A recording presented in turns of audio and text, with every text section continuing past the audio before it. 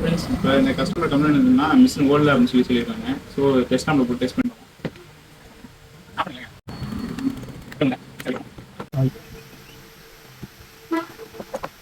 நார்மலில் current வரல.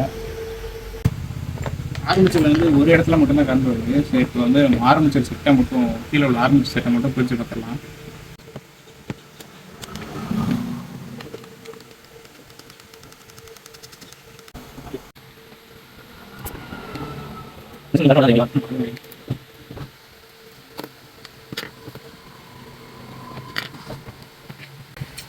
ஆரம்பத்தில் வந்து இந்த இடத்துல அடி வாங்கியிருக்கு.